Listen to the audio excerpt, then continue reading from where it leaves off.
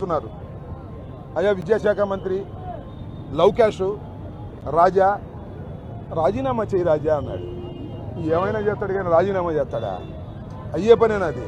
అయ్యా నువ్వు రాజీనామా చేయొద్దు, కాసేపు అనుకున్నాం, సిగ్గుంటే రాజీనామా చేస్తావు. నీకు ఆ సిగ్గు ఎక్కడుంది? నీకు లేదు, మీ నాన్నకి లేదు. డబ్బులు పోగేసుకోవటం, మోసాలు చేయటం తప్ప రెండో పనే లేనటువంటి కుటుంబంలో ఉన్నటువంటి వ్యక్తులు మీరు నారా వారు. అయ్యా నారా లోకేష్, మై డియర్ రాజా, సిబిఐ ఎంక్వైరీ ఇవ్వయ్యా. సిబిఐ ఎంక్వైరీ వేసి క్లియర్ చీట్ తీసుకో. శభాష్ నారా లోకేష్, బ్రహ్మాండంగా నిర్వహించాడని సిబిఐ తెప్పించుకో. సిబిఐ ఎంక్వైరీ అయ్యవు, రాజీనామా చేయవు, అడిగిన దానికి సమాధానం చెప్పవు, డబ్బులు మాత్రం వసూలు చేసుకుంటావు. చివరికి డిఎస్సి ఎగ్జామ్స్ కూడా స్పోర్ట్స్ సర్టిఫికేట్లు అమ్ముకునేటటువంటి కార్యక్రమం చేస్తున్నావు. ఇది చాలా దుర్మార్గమైనటువంటి విషయం. మిస్టర్ నారా లోకేష్, ఇప్పటికైనా తెలుసుకో. నువ్వు చేస్తున్నటువంటి అడ్మినిస్ట్రేషన్ అంతా కూడా దౌర్భాగ్యంగా ఉంది. నీ శాఖనే నువ్వు సరిగా నిర్వహించలేనటువంటి దుస్థితిలో నువ్వు ఉన్నావు. దీనికి సమాధానం చెప్పాలని మేము కోరుతున్నాం. తక్షణమే మేము చేసేటటువంటి డిమాండ్స్, వైఎస్ఆర్ కాంగ్రెస్ పార్టీ విద్యార్థి విభాగం ఇవాళ ఈ పెద్ద ఎత్తున జరిగేటటువంటి నిరసన కార్యక్రమంలో వారు డిమాండ్ చేస్తుంది ఒకటే, నువ్వు రాజీనామా చేయమని. సస్తే చేయవు నాకు తెలుసు, కానీ నువ్వు సిబిఐ ఎంక్వైరీ అయ్యా రాజా. రాజీనామా అంటే నీ ఉద్యోగం పోద్ది, సిబిఐ వేస్తే ఏమైంది? ఏం కాదుగా, అప్పుడు కూడా నీ ఉద్యోగం పోద్దని భయం, ఎందుకంటే అవకతవకలు ఉన్నాయి కాబట్టి. కనీసం సిబిఐ ఎంక్వైరీ వేసి దీనిలో అన్యాయం జరగలేదని ప్రజలకు అర్థమయ్యే విధంగా చెప్పాల్సిందిగా కోరుతున్నాను. మీ నాన్నగారు గొంతు చించుకున్నా, నువ్వు గొంతు చించుకున్నా, దీనిలో దగా జరిగింది, మోసం జరిగింది.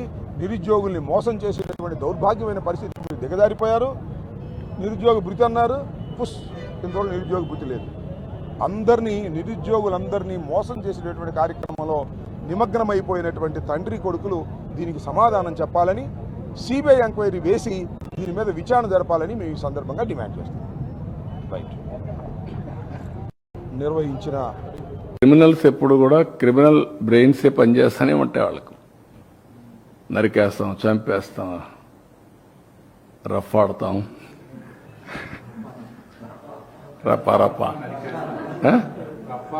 రఫా నరికేస్తాం. లేదంటే గంగ జాతరలో బలి ఇచ్చేస్తాం. ఒక గంగమ్మ జాతర కాదు, గంగమ్మ ఎవ్రీవేర్ ఉంటుంది, తిరుపతే కాదు. ఆ గంగమ్మ జాతరలో పొట్టేళ్లు నరకడం అలవాటు. ఏ ఊరికి ఆ ఊరు ఇది ఇస్తారు, బలిస్తారు, పశువులు బలిస్తూ ఉంటారు. అది ఇప్పుడు మాట్లాడే పరిస్థితి. ఊర్లో గ్రామ దేవతలు కూడా ఇచ్చేవాళ్ళు ఒకప్పుడు. ఒక ఊర్లో గ్రామదేవత ఉంటే శక్తిని బట్టి ఒక పొట్టేల్ని బలిచ్చేవాళ్ళు. అప్పుడు అది పెద్ద ఫంక్షన్ చేసేవాళ్ళు ఊర్లలో. మేము చిన్నప్పుడంతా చూసాం. ఇంటికి ఒక ప్రతి ఒక్కడు పెంచేవాడు ఒకదాన్ని, ఒక పొట్టేలు పెంచేవాళ్ళు, కొనేవాళ్ళు. కొని దాన్ని బలిచ్చి అక్కడి నుంచి దాన్ని ఇచ్చేసేవాళ్ళు. అట్లా ఏరియస్ అంటే అంత ఆ స్టేజ్కి వెళ్ళిపోతున్నారు వీళ్ళు. ఏం చెప్తా, డెఫినెట్గా చట్టబద్ధకి వస్తుంది. ఎవ్వరికి కూడా హక్కు లేదు ఇష్టానుసారంగా టెర్రరిజం క్రియేట్ చేయడం, లేకుంటే ప్రొవోక్ చేయడం. ఒకప్పుడు రాజకీయాలంటే ఒక బ్యాడ్ ఎలిమెంట్ ఉంటే వాటితో అసోసియేట్ కావాలంటే భయపడిపోయేవాళ్ళం, పక్కన రానిచ్చేవాళ్ళం కాదు.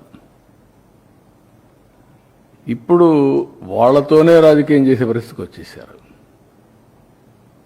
That is dangerous trend. Sir, Jaganmohan Reddy ఒక కీలకమైన మాట మాట్లాడుతున్నాడు సార్.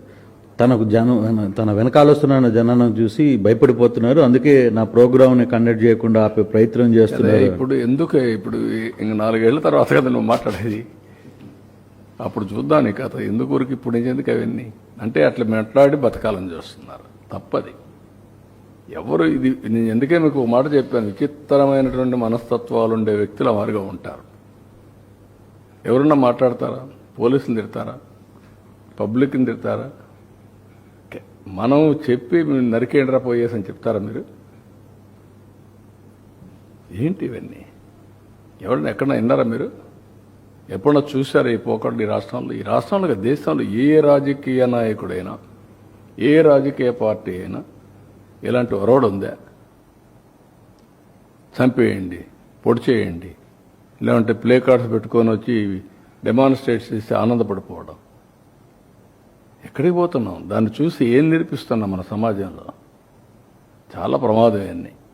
ఎమ్మెల్యేలందరినీ ఇళ్ళకి వెళ్ళమంటున్నారు ఏడాది పాలన సందర్భంగా. ఈ సందర్భంగా వచ్చినటువంటి నేతల్ని చంద్రబాబు గారి మేనిఫెస్టోని గుర్తు చేసుకుందామని చెప్పేసి మొత్తం భేదాన్ని నేను ఆయన కూడా గుర్తు చేసుకొనే ప్రజలు చేశారు.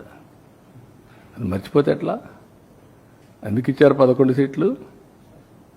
ఇట్లా ఏదో పనులు చేసే కదా. ఆ ఏదో పనులు చేస్తే ఏమవుతారు మీరు? రేపు అదే అవుతుంది. కానీ అది చేయడం తప్పు అంటాను నేను. సరే ఈ బెట్టింగ్ వాళ్ళకు మీరు ఒక మాట అడుగుతున్నారు, ఎవరై వెళ్ళిపోవడానికి? పోలీస్ చెప్పిన తర్వాత నేను ఎప్పుడన్నా పోయామా? మమ్మల్ని ఊర్లకు పోతాం ఒక 2 కార్లు అంటే పంపించారా? నేను ఎక్కడన్నా అబ్జెక్ట్ చేశారు ఎవరన్నా? పొమ్మంటున్నారు కదా. 10 కార్లకు పర్మిషన్ ఇచ్చి 5, 6కు 100 మందికి పర్మిషన్ ఇస్తే ఏం కావాలంటే మీకు? ఏమనుకుంటున్నారు మీరు? ఇరుకు సందుల్లో పోవడం, అక్కడ మీటింగ్లు పెట్టడం, స్టాంపేడ్లు కావడం, అక్కడి నుంచి ఇవన్నీ చేయడం, వైలెన్స్ క్రియేట్ చేయడం ఎవరు నేర్పించారు మీకు ఇవన్నీ?